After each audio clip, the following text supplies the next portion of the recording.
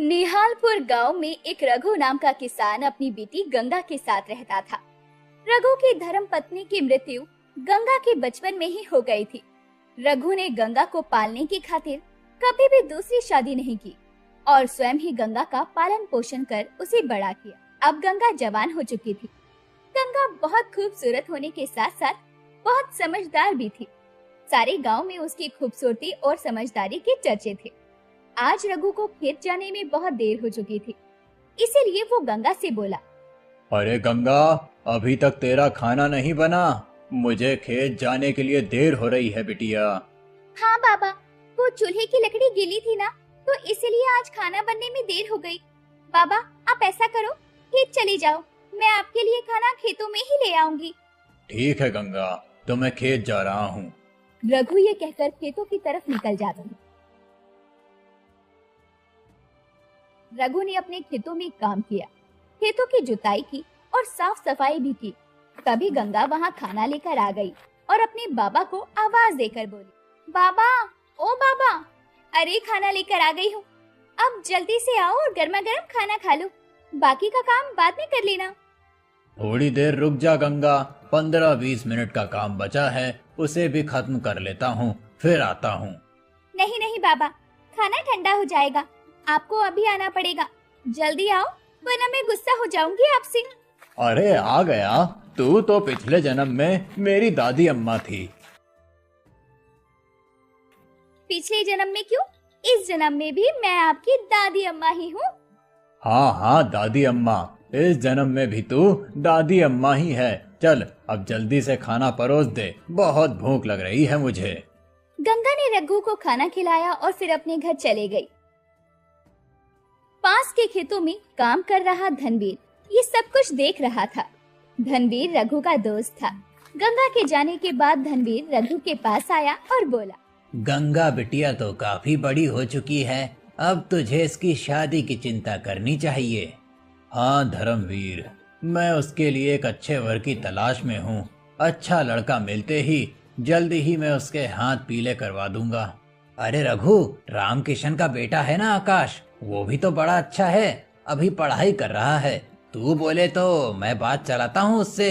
हाँ हाँ धर्मवीर, तू बात चला। अब की सीजन में फसल बिकने के बाद हम बिटिया का रिश्ता तय कर देंगे। अगले दिन रघु जल्दी जल्दी तैयार होकर खेत की तरफ जा रहा था। रास्ते में कुछ घनी झाड़ियां पड़ती थी, जिसे पार करके रघु को खेत जाना पड़ता था। उस दिन जब रघु खेत जा रहा था तो अचानक ना जाने कहां से एक सांप आ गया। रघु अपनी धुन में चल रहा था, उसने सांप को नहीं देखा और उसने अपना पैर सांप पर रख दिया। सांप ने रघु को डस लिया। हे भगवान, ये तो मुझे सांप ने डस लिया है, मुझे जल्दी ही अपने घर पहुंचना चाहिए। रघु अब जल्दी जल्दी अपने घर वापस आया और अपने घर के दरवाजे पर आते ही वो गिर पड़ा। गंगा ने उसे गिरा हुआ देखा तो वो दौड़कर पानी लेकर आई।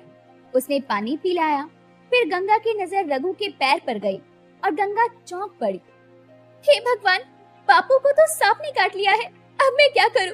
जल्दी से जाकर वैद्य जी को बुलाकर लाती हूँ, लेकिन इससे पहले बाबा को अंदर सुलाना होगा।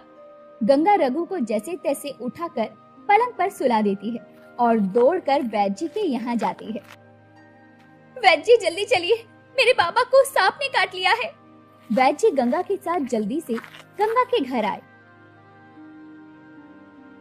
उन्होंने जल्दी से सांप काटने की जगह पर चीरा लगाकर जहर निकाला और रघु को कुछ दवाइयां पिलाई।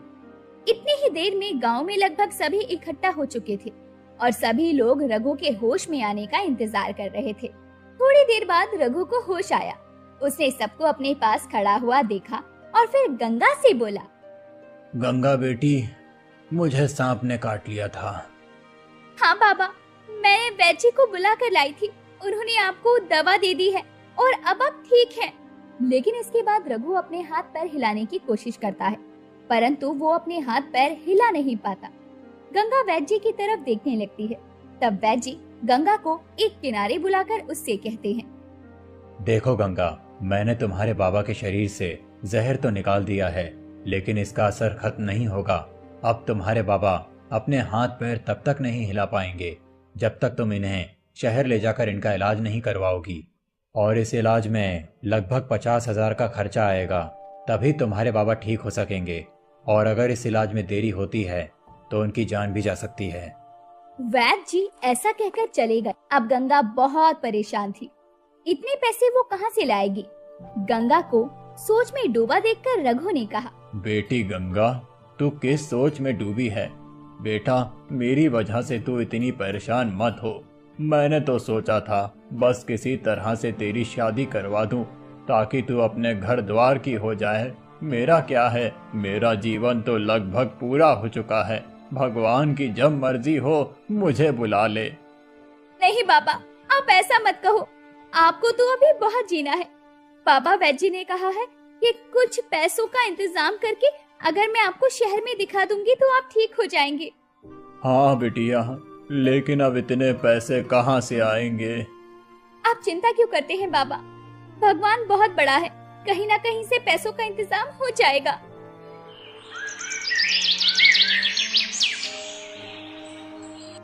अगले दिन गंगा अपने दोस्त आकाश से मिलती है और उसे सारी बात बताती है। दरअसल गंगा और आकाश एक दूसरे को पसंद करते थे और धनवीर ने आकाश के कहने पर ही रघु से गंगा के बारे में बात की थी, परंतु अब मामला कुछ और ही था। आकाश गंगा की बात सुनकर बोला, तुम चिंता मत करो गंगा, किसी न किसी तरह से हमें पैसों का इंतजाम करना ही होगा। तुम्हारे बाबा ठीक हो जाएंगे। और इस तरह कुछ दिन बीत गए। इधर गंगा परेशान थी। एक दिन गांव के चमन चाचा रघु पास गया और बोला, रघु, हमारे गांव के जमींदार है ना करण सिंह, उनकी पत्नी का पिछले साल देहांत हो गया है। उन्हें तुम्हारी बेटी गंगा बहुत पसंद है। उन्होंने रिश्ता भेजा है, अगर कहो तो मैं बात करूं। वो तो ठीक है चमन भैया, लेकिन जमींदार जी की उम्र बहुत ज्यादा है। हाँ, लेकिन उनके पास पैसे भी तो बहुत ज्यादा हैं। गंगा वहां जाएगी तो राज ही करेगी। उनके 2 बच्चे हैं, एक लड़का 10 साल का और एक लड़की 8 साल की। बच्चों को माँ मिल जाएगी और गंगा को भी एक जीवन साथी मिल जाएगा। भगवान ना करे अगर तुम्हें कुछ हो गया तो बेचारी गंगा तो दुनिया में अकेली ही हो जाएगी। इसीलिए सोच समझकर जवाब दो। हाँ, लेकिन मैं एक बार गंगा से तो पूछ लूं। गंगा अभी नादान है, तुम उसे समझाओगे तो वो जरूर समझ जाएगी। इसके अलावा मैं भी गंगा से बात कर लूंगा। ठीक है चमन भैया, फिर आप बात चलाकर देख। चमन वहाँ से निकला ही था कि बाहर गंगा मिल गई। गंगा को देखकर चमन ने गंगा को करण सिंह के रिश्ते के बारे में बताया और साथ में ये भी कहा, देखो गंगा, करण सिंह ने कलावा भेजा है कि तुम्हारे बाबा के इलाज में जो भी पैसा लगेगा वो उसे जरूर लगाएगा और तुम्हारे बाबा को भी अपने पास रखेगा। बिटिया, अपने लिए ना सही तो अपने बाबा के लिए जरूर सोचना। वैसे तुम्हारे बाबा ने भी इस रिश्ते के लिए हाँ कर दी है। गंगा ये सारी बातें सुनकर बहुत चिंता में आ गई। अगले दिन गंगा ने आकाश को सब कुछ बताया। ये सब सुनकर आकाश बोला, नहीं गंगा, मैं तुम्हारी शादी उस बूढ़े जमींदार से नहीं होने दूंगा। तुमसे शादी सिर्फ मैं करूंगा। लेकिन आकाश, फिर मेरे पिताजी का क्या होगा? हमारे पास तो इतने पैसे भी नहीं हैं कि उनका इलाज करवा पाएं और सही समय पर अगर उनका इलाज नहीं हुआ तो उनकी जान को भी खतरा हो सकता है और मैं ये नहीं देख सकती। गंगा, मुझे 2 दिन का समय दो। तुम्हारे बाबा के इलाज में लगने वाले पैसों का इंतजाम मैं 2 दिनों में कर लूंगा। ये कहकर आकाश अपने घर पहुंचा और अपने माता पिता को सारी बात बताई। साथ में आकाश ने ये भी कहा, पिताजी, अगर आपको एतराज ना हो तो मैं ये घर जमींदार के पास 50,000 में गिरवी रख देता हूँ और फिर शहर जाकर कुछ काम कर लूंगा और 50,000 इकट्ठे करके अपना घर छुड़वा लूंगा। ठीक है बेटा, तुझे जैसा ठीक लगे तू वैसा कर ले, हम तेरे साथ हैं। इसके बाद घर के कागज लेकर आकाश जमींदार के पास पहुंचा और उसने कहा, जमींदार जी, मुझे 50,000 की जरूरत है और गांव में आपके सिवा कोई भी इतने पैसे वाला नहीं है कि तुरंत मुझे 50,000 रुपए दे दे। मैं अपने साथ अपने घर के कागज लेकर आया हूँ आप मेरे घर को गिरवी रख लीजिए और मुझे 50,000 दे दीजिए।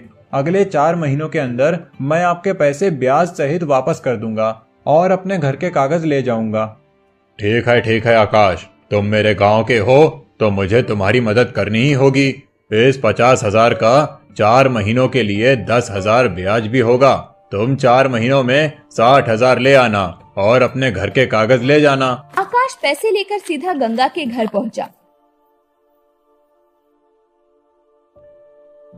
और पैसे गंगा को देते हुए बोला, गंगा, हम तुम्हारे बाबा को आज ही शहर ले जाएंगे और उनका इलाज कराएंगे।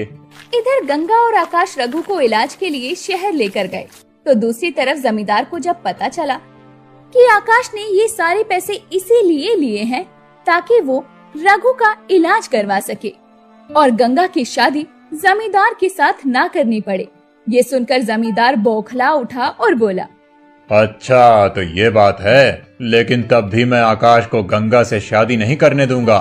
गंगा को मुझसे ही शादी करनी पड़ेगी। अब देखना आकाश, मैं तुम्हारे साथ क्या करता हूँ। दूसरी तरफ जमींदार के गंदे इरादों से और आकाश रघु का इलाज करवाते हैं। इलाज के बाद बिल्कुल ठीक हो जाता है और वो लोग गांव वापस आ जाते हैं।